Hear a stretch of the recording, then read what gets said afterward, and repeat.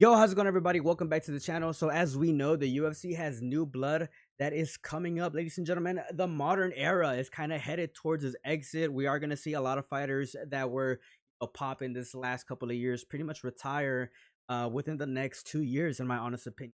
So, in this video, we're going to be reacting to this video that's titled "The Fighting Nerds Are on Another Level." Let's go ahead and react. They're taking over. The fighting nerds are destroying opponents left and right in the UFC, with each one chinning their opponent and throwing on the iconic glasses in celebration. So this is how the fighting nerds are becoming the scariest team in the UFC. So the top four guys in the Fighting Nerds team: Gene Silva. That's a scary team. That is a scary team, ladies and gentlemen. Honestly, I'm really more hyped up more than any fighter here than for Carlos Parates. I think that Carlos Parates has the most um potential. I think that he could take out a lot of people in the welterweight division. Also, Mauricio Rufy making big impressions in the UFC right now. I think that the knockout he got over Bobby Green is a really good one, but it's Bobby Green, he hasn't really been looking that crazy ever since a couple of years ago. John Silva, obviously doing really good in the welterweight division. Of course, we got to mention Cabarajo, 7-0. Really impressive, having some really great performance. Out of all these guys, I remember once whenever Carlos Parates entered the UFC, I said, be freaking aware of this guy here. He has a lot of potential in the striking department, and he is a very smart southpaw. I think part of the other reasons why these guys are ultra successful is because they all spar with each other, and these are all guys that are super high level, so they're just getting repetition over and over again with some really high level matchup. That's why these guys are able to put on the performances that they're doing right now in the because they have so much time, pretty much sparring against each other, and they're all pretty good. They get a lot of practice with a super high level smart intelligent fighters that are always aware of their position, offensive and defensive scheme. Carlos Prates, Kyle Baralho, and Mauricio Rufy have been taking over the UFC in the last year. All of them undefeated, 18-0 in the UFC collectively, and are all just on a tear. The Brazilian team was formed to inspire people. Kyle Baralho said, "We are the nerds who like to fight. The real point of the Fighting Nerds is to inspire people. There's a message for all the people who have been bullied around the world. They're not afraid to express themselves." They said, "We approach fighting in a different way. We are analyzing everything, statistics, fighting mechanics, movements, and patterns. We are just different in this game." So that's so freaking that just makes my heart warm up, because one of the things that I've always been critical about in the MMA community is the lack of like film studies, the lack of statistical breakdowns, including disposition, stances, distance, decision making overall. I think that the main thing that separates the fighters in the top five and even the champion is decision making, and that all comes with having the proper repetitions and having the overall, proper system at a championship level to make the difference so that they could become champions. And that kind of mentality is something that I've always preached, even whenever I was in my Muay Thai days. It's just something that I put over anything else. I don't care that, if a fighter is faster than me, or if a fighter is taller than me or longer than me.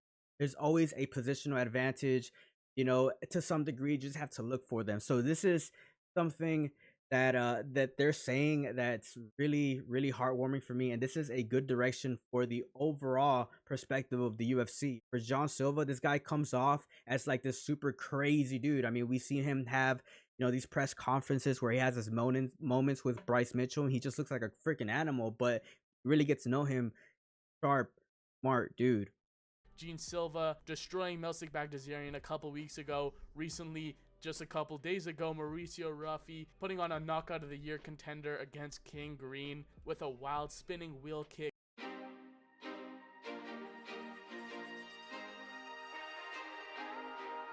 Knockout, put Green's lights out in the first round. Then you got guys like Carlos Prates, who's coming back fighting Jeff Neal next on the next pay-per-view. Gene Silva's fighting Bryce Mitchell on the next pay-per-view. UFC 314. Kyle Baralho is the highest ranked guy out of all of them. He beat Jared Cannonier. He recently beat Brendan Allen in a grappling match. And Carlos Prates' knockouts speak for themselves. This guy's literally a stoner and is just knocking out and walking off every Pause, bro. There's a big difference between people that smoke weed and people that It's not nowhere near the same thing.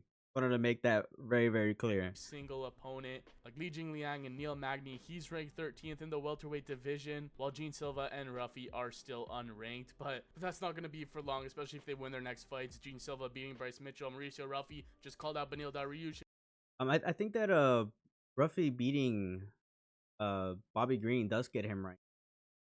If he beats him, then he's definitely going to enter the mix at lightweight. So many exciting contenders out of the Fighting Nerds gym. These guys are very exciting and fan favorites already, and are already just becoming iconic and honestly scary. Yeah, these guys are really resonating with fans all around, not just for their exciting and emphatic performances finishing everyone, but also for their personality and some of their antics in the press conferences. You see Gene Silva barking up like crazy whenever he gets the chance. You see Carlos Prates, like you say, smoking cigarettes, drinking alcohol on top of the cage in prior fights. You know what's crazy is that this guy does be doing those things, and then like the UFC never does anything about it. It's like they give Carlos Prates the pass because he's just getting like all these crazy insane moments in the UFC and just making the UFC look very, very exciting, that they just give this guy the pass for it. It's freaking hilarious to me. These guys are really just wild cards, but they're showing they can be the real deal as well. And I No, think they're the perfect time for fresh change. they're absolutely the real deal. A lot of these guys have fought in other organizations that have decent competition, especially Carlos Prates, that fought at one championship and had a lot of very, very good showing bouts. In MMA, with recently the top dogs being very grappling heavy, especially with, we see a lot of these champions, a lot of these top ranked guys are really heavy grappling threats. This is a great opportunity for the strikers to come back into the UFC and not just win boring decisions or pitter patter to a win. They're putting on very dominating and very exciting fights that people are rooting for. And that's why they've been able to capture such a fan base so quickly. It's going to be very interesting to see how high each guy is actually going to be able to make it in their division. Like you say, Caio Barajo is currently the highest ranked in that middleweight division, and it looks like he could be. They're gonna definitely have to cherry pick a little bit. I mean, let's just be honest. Wrestling and grappling it's the meta right now. Like obviously, whenever you can literally control your opponent, that is a huge advantage compared to striking. Obviously, uh, Rufi, John Silva to an extent, and of course Carlos Prates, they're gonna have to kind of pick and choose their opponents a little bit because, like I said, man, like the meta for the UFC to get dubs, to have some level of grappling. We haven't really seen much from Rufi and Carlos Prates. It's gonna be very interesting how they approach their next coming up opponents because a lot of them do know how to grapple. Be a real threat. Carlos Prates is currently making his way up in that welterweight division, and both Gene Silva and Ruffy putting on those dominating, easy performances. They made it look like they're going to be ranked right away and soon. And it's crazy just to see a whole camp of MMA fighters, at least for the guys in the divisions, being undefeated in the UFC. You just really don't see that, and we haven't seen something like this maybe even ever, or at least not for a very long time. They're already Pause. I mean, let's not forget about the Khabib camp. Like they all train together. They all, like I said, they've been training for years together. That the Carlos Prates, that group, or not the group, but the nerd group is doing really, really impressive things right now. But they're not the first like group click type shit. Has had a lot of success. so iconic with their glasses, with their celebrations. And it's not like there's really any outliers where there's one guy who's way better above than the rest of them. All these guys have a good chance of being top fighters in the UFC, or at least in their division. We already know how good of strikers they are. We've seen obviously here and there grappling, especially more some than others. But one of the main things we're gonna still have to see is how good each of their grapplings are, especially against some of the top dogs. But so far they've done everything perfect, and they're looking to be one of the most exciting. You found a place of complete focus. Camps to come out for a long time.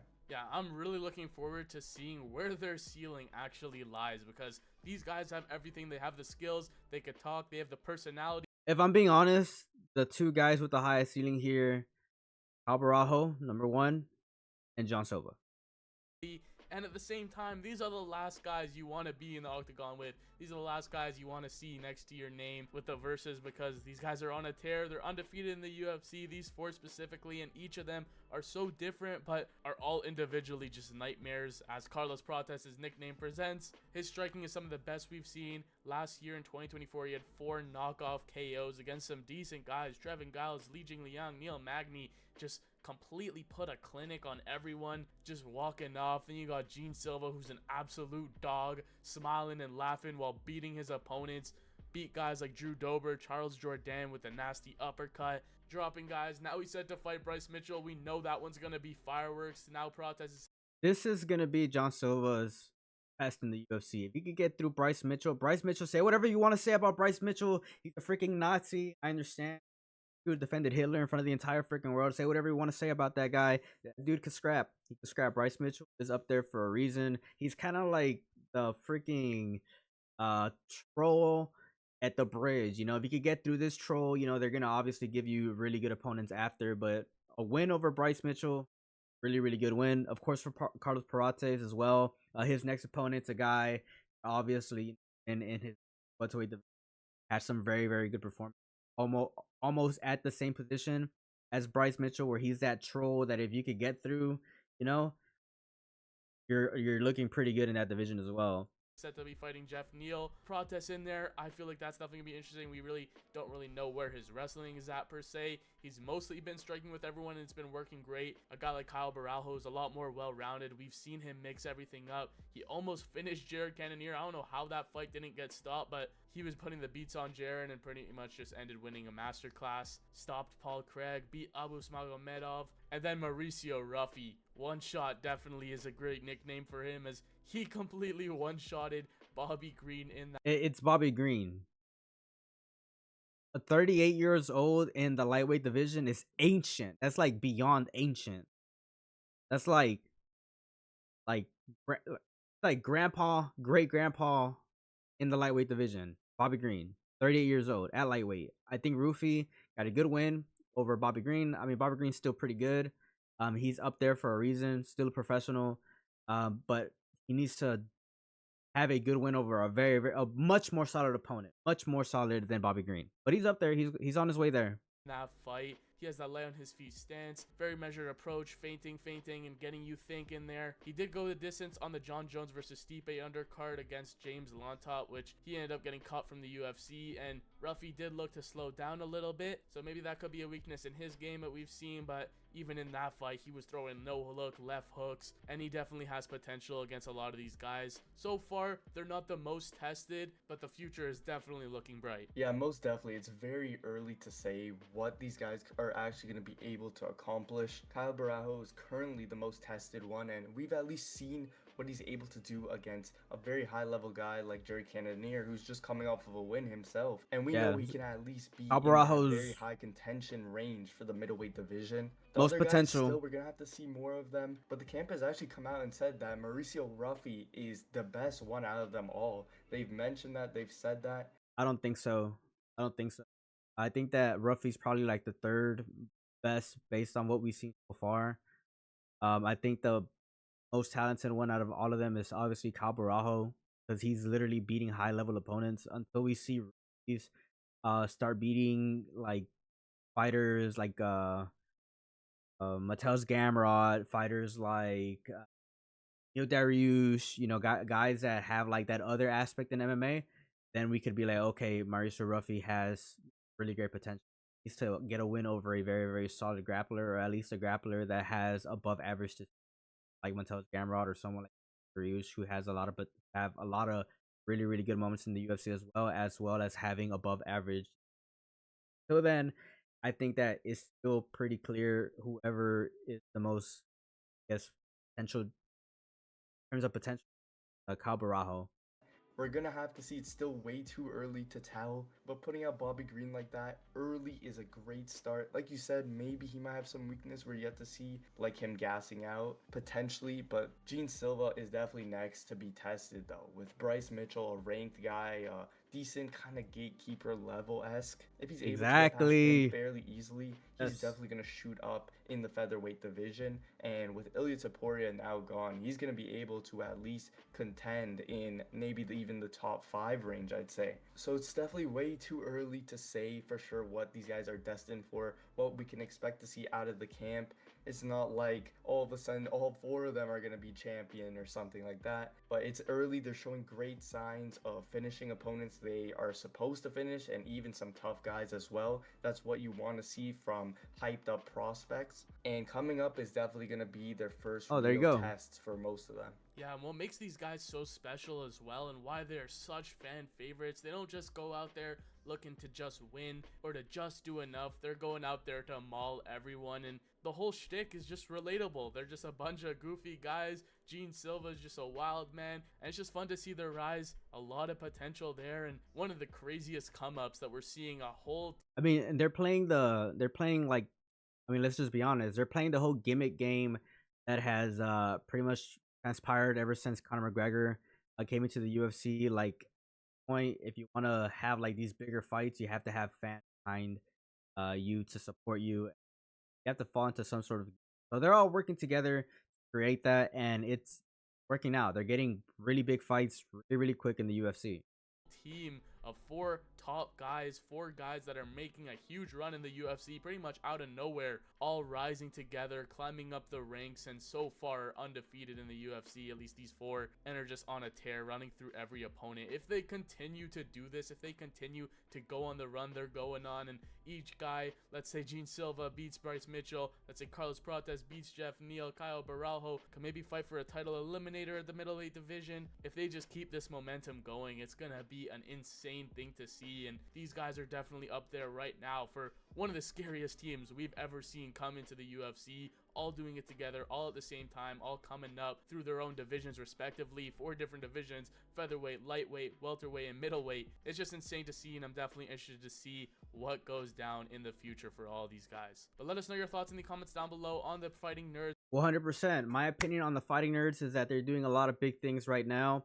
I think that they already have a lot of good showing, and the UFC is giving them, a lot of opportunities right now to have even more great moments in the UFC. Without a doubt, if they do come, with their end of that promise with putting on great performances in the UFC, that's going to treat them well. They're going to get superstars, the UFC, without a doubt. Let me know what you guys think down in the comment section below. This is a pleasure. Peace out. Have a good one.